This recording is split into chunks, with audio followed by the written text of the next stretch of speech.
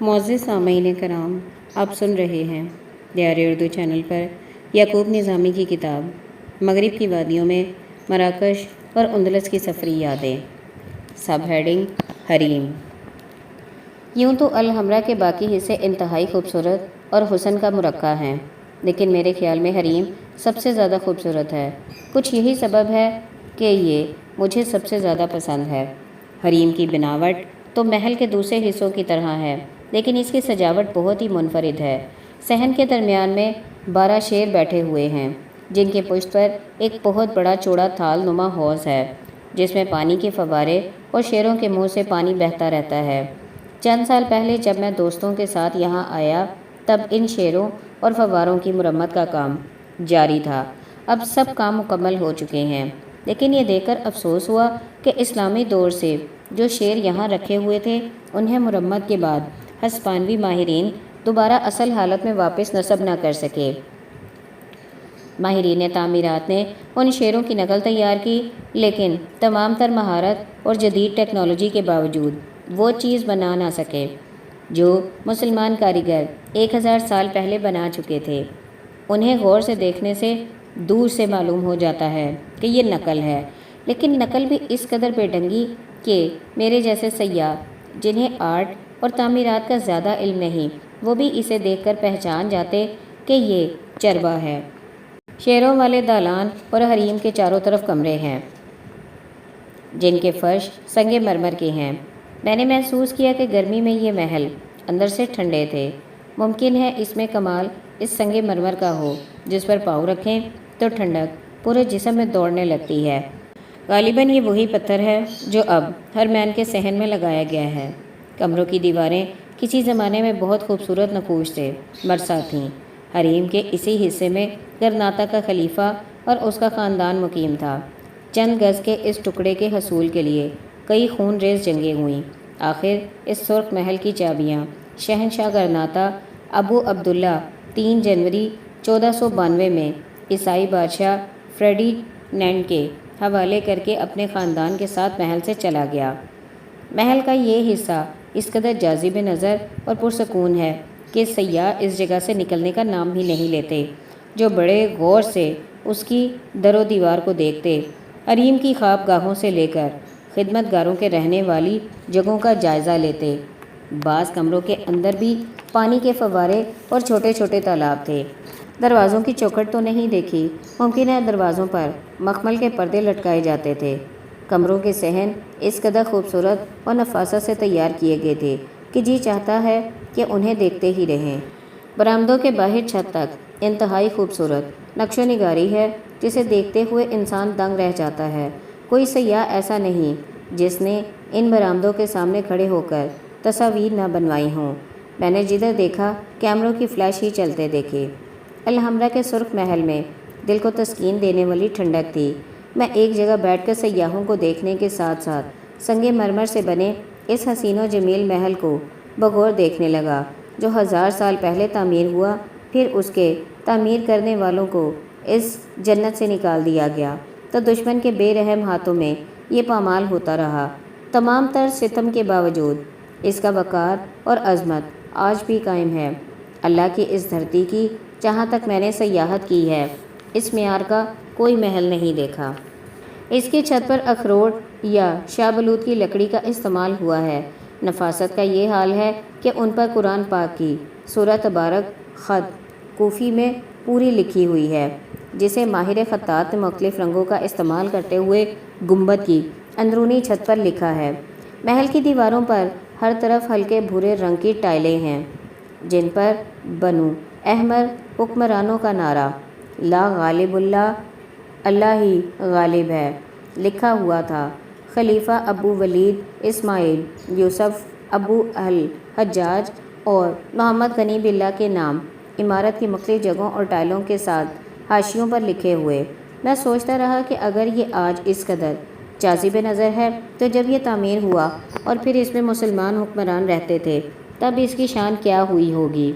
اس محل کو دیکھتے وقت مجھے ابو الحزم بن محمد بن جویا یاد آئے، جنہوں نے کہا تھا، ترجمہ: جو قوم آپس میں لڑ لڑ کر فنا ہو گئی تھی، میں نے ایک دن ان کے مسکن سے پوچھا، تیرے وہ مکیں کہاں گئے جو ہمیں بہت ہی عزیز تھے؟ اس نے جواب دیا، انہوں نے یہاں قیام کیا تھا، پھر وہ چلے گئے، میں نہیں جانتا کہ کدھر گئے۔ اس محل کے مکین بنو احمر، جہاں نظم و نسق اور فنون حرب کے ماہر تھے، وہاں علم دوست بھی تھے۔ اس محل میں اس زمانے کے صف اول کے علم دوست احباب آتے رہے۔ ابن الخطیب بحیثیت وزیر یہاں کام کرتے رہے۔ ابن خلدون کا قیام اسی محل میں رہا۔ ابن بطوطہ جب غرناطہ آئے تو ان کا قیام بھی اس محل میں رہا۔ خلیفہ یوسف سوم اپنے وقت کا نامور شاعر اور ادب دوست تھا۔ اس کے دور حکومت میں یہاں مشاعرے برپا ہوتے رہے اور شام کو محل کے اندر اور اس سے ملحق باغات میں محفل موسیقی برپا ہوا کرتی تھی۔ یوں اس محل میں جہاں عدل و انصاف کے ساتھ فیصلے ہوتے تھے، وہاں جی بہلانے کے لیے موسیقی اور شعر و ادب کی مجالس بھی برپا ہوتی تھیں۔ لیکن اب بقول احمد شوقی، ترجمہ: الحمرا کا کیا ہوا؟ اس پر تو گردش روزگار نے ایسی گرد ڈالی ہے کہ وہ ایسا زخم بن گیا ہے جو مندمل ہوتا ہے پھر ہرا ہو جاتا ہے۔ یہ محل اپنی خوبصورتی میں بجلی کی چمک کی طرح ہے، جو اگر ایک لہجہ بھی کوندے تو پورا منظر روشن ہو جاتا ہے۔ میں اور شمیم کافی عرصہ حریم میں گھومتے رہے، پھر اٹھے اور جس طرح آخری حکمران غرناطہ ابو عبداللہ دکھی دل کے ساتھ نہ چاہتے ہوئے بھی رخصت ہوا تھا، اسی طرح دکھی دل کے ساتھ ہم بھی باہر نکلے اور حریم کے باغ میں جا پہنچے۔ یہ انتہائی خوبصورت باغ تھا، جس کے ایک طرف سرخ محل، پشت پر مسجد، اب چرچ، اور سامنے ہدرا ندی کے اس پار سلطانہ کی آنکھ یعنی البائزین کی عرب آبادی تھی۔ سب ہیڈنگ: الحمرا کے باغات۔ حریم کے پہلو میں انتہائی خوبصورت باغات تھے، جن میں مختلف اقسام کے پھول اور بوٹے سیاحوں کے دل بہلا رہے تھے۔ پھولوں کی مہک میں سیاح گھومتے پھرتے ایک ایک چیز کا جائزہ لے رہے تھے۔ مسلمانوں کے ہاں پانی کو بہت اہمیت دی گئی۔ برصغیر میں مغلوں کے باغات دیکھیں تو پانی کی نہریں اور فوارے بالکل اسی طرح الحمرا میں بھی پانی کے بہت جلوے نظر آتے ہیں۔ اس باغیچے میں بھی پانی کے فوارے، جن سے نکلنے والا پانی نالیوں میں بہتا ہوا تھوڑا آگے آبشار کی شکل میں گرتا نظر آتا ہے۔ ارد گرد مختلف رنگوں کے پھول، جن میں حسینائے مغرب تتلیوں کی طرح پھرتی نظر آتی ہیں۔ پھولوں کے ساتھ ساتھ صنوبر کے درخت کتاروں میں یوں کھڑے نظر آتے ہیں جیسے یہ الحمرا کے محافظ ہوں۔ میں اور شمیم باغ کے ایک بینچ پر بیٹھ کر ارد گرد کے ماحول کا جائزہ لیتے رہے۔ آج موسم انتہائی خوشگوار اور دھوپ کی وجہ سے دن انتہائی روشن تھا۔ برطانیہ میں یہ نعمت کبھی کبھار ہی میسر آتی ہے، اس لیے ہم اس سے بھرپور لطف اٹھا رہے تھے۔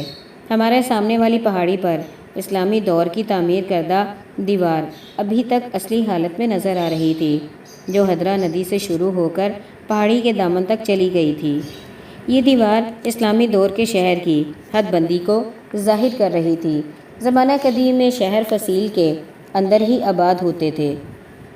اس شہر میں آباد مسلمان جاگیردار تھے۔ جب فصیلیں تیار ہوتیں تو یہ نوکروں چاکروں کے ساتھ شہر سے نکلتے اور اپنی جاگیروں پر جا پہنچتے، جہاں سے غلہ لیتے اور شہروں میں لا کر مزے سے کھاتے تھے۔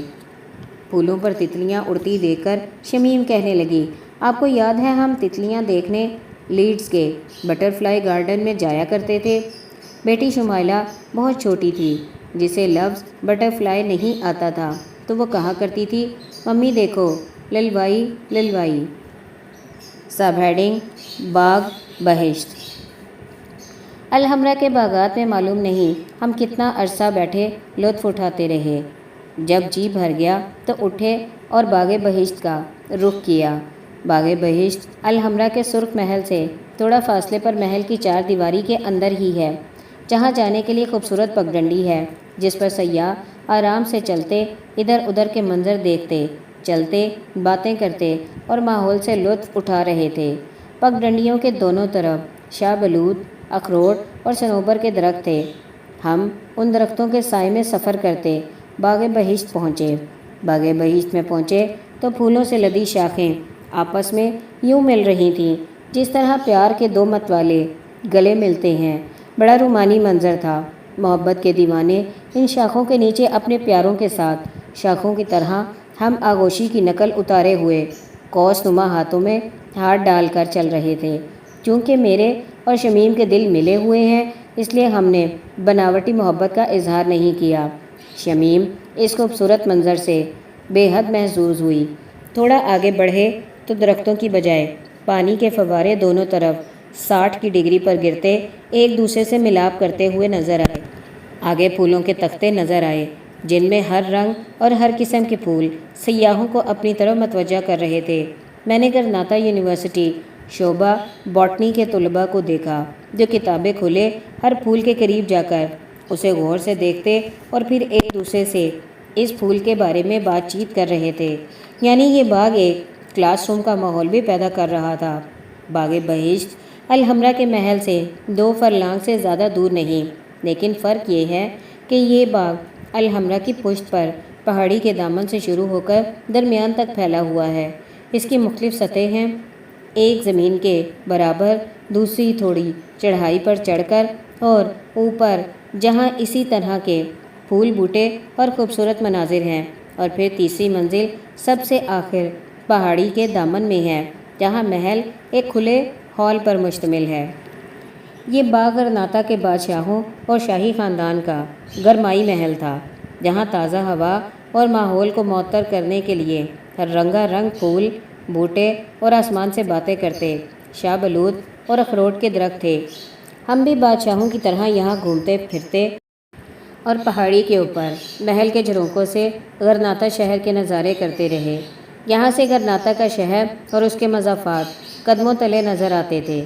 شہر سے نظریں ہٹاتے ہوئے جب الحمرا کے سرخ محل کو دیکھتے تو اس جاہ و جلال کے ساتھ ساتھ وہ زمانہ یاد آتا جب اس پر اسلامی پرچم لہراتے اور کانوں میں اذانوں کی آواز گونجتی تھی۔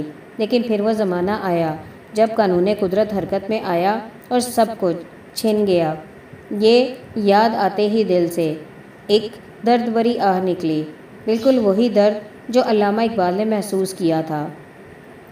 آسمان نے دولت غرناطہ جب برباد کی، ابن بدروں کے دل ناشاد نے فریاد کی، غم نصیب اقبال کو بخشا گیا ماتم تیرا، چن لیا تقدیر نے وہ دل کہ تھا محرم تیرا۔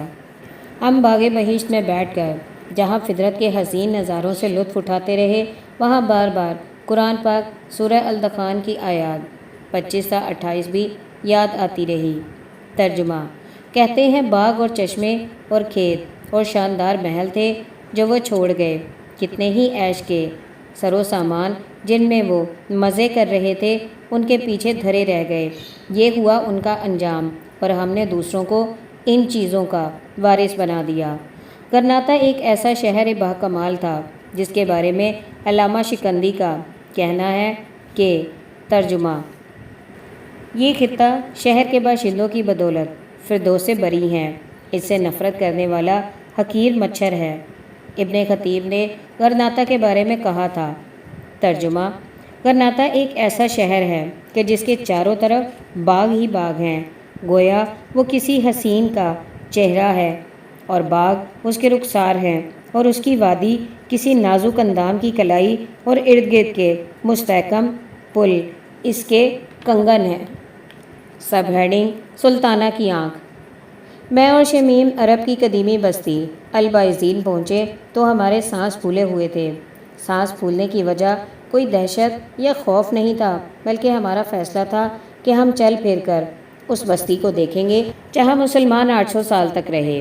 البائزین کی بستی الحمرا کے مد مقابل ایک پہاڑی پر ہے۔ دور وادی سے ان پہاڑیوں کو دیکھیں تو محسوس ہوتا ہے جیسے 2 بہنیں آمنے سامنے اپنے گھر بسائے رہتی ہیں، ایک محل میں اور دوسری قریبی بستی میں، دونوں میں چولی دامن کا ساتھ، ایک کو تکلیف پہنچے تو دوسری روتی، دونوں کے دکھ درد مشترک۔ یہ سچ بھی تھا۔ محل نشیں بہن کا جب جی گھبراتا تو وہ جھروکے میں بیٹھ کر البائزین پر نظر ڈالتی تو خوشی سے نہال ہو جاتی، اور جب البائزین کی بہن اداس ہوتی تو وہ الحمرا پر نظریں جماتی۔ البائزین سے حمرا کے جھروکے یوں دکھائی دیتے ہیں جیسے کسی حسینہ کے خوبصورت نین۔ کچھ یہی سبب تھا کہ البائزین کے باسی الحمرا کے جھروکوں کو سلطانہ کی آنکھ کے نام سے پکارتے تھے۔ ایک عرب شاعر ابن زماک نے اپنی ایک نظم میں کہا تھا، آئیے اور دیکھیے، یہ شہر دوشیزہ کی مانند خوبصورت ہے۔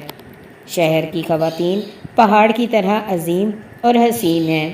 دریا اس کے جسم پر سے بل کھاتا چمکتا ہوا بہتا ہے، جس طرح کسی حسینہ کی کمر کے گرد کمر کس لہراتا بل کھاتا ہے۔ شہر میں پھول اس طرح خوبصورت ہیں جیسے کسی حسینہ کے گلے میں زیور۔